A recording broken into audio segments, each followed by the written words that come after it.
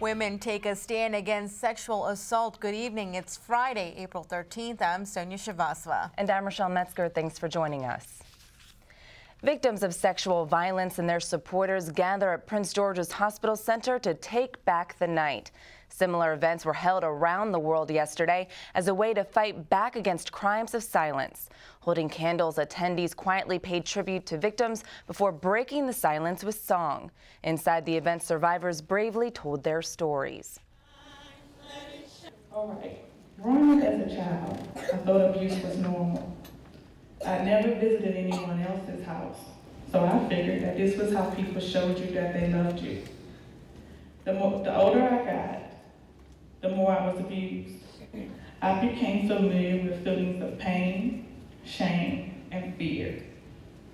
I was once told, you better not say anything. So then I learned how to keep secrets and believe that everything was my fault. As I got older, I began to understand what was happening to me, but had no voice. I tried to fight but never won because they were stronger than me. Well, the message here tonight is that we stand in solidarity for those who have been victims of crime. The message is that we will not tolerate it any longer, that we will take back the night. This started in 1975, representing all of us coming together for all the women who walk at night alone, who are afraid, who shudder with fear, that we take back our streets, take back our communities, and that we are also fighting for those who will potentially be victims as well, which is why we never forget our children. I've had some good days.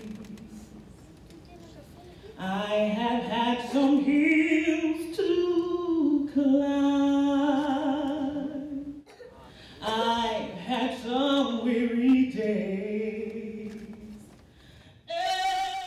April is Sexual Assault Awareness Month. Tune in next week when CTV presents a special series of reports on the issue of sexual violence, prevention, and education. Well, Metro's Finance Committee approves increases in fees for bus and rail riders and drivers who use parking facilities. This allows public hearings on approved fare increases. The hikes would average around 5%. Officials revised their budget last week for fiscal 2013, projecting that the transit system would have a $103 million deficit. That's $16 million less than previously thought. A final vote on the fare hikes is expected on April the 26th. Well, we now know the identity of the man who was allegedly involved in a burglary and stabbing yesterday morning, which led to an officer firing her weapon. Officials say 23-year-old Joseph Helsley of District Heights stabbed a woman repeatedly inside an apartment. Repeatedly stabbed a man inside an apartment in the 3100 block of Good Hope Avenue. When police arrived, they say Helsley was fleeing the scene and looked to be reaching for a weapon. That's when the 5-year veteran fired her gun. She has been placed on routine administrative leave. The stabbing victim was taken to a hospital in critical condition. And you're watching CTV News. I'm Sonia Shavasva. And I'm Rochelle Metzger.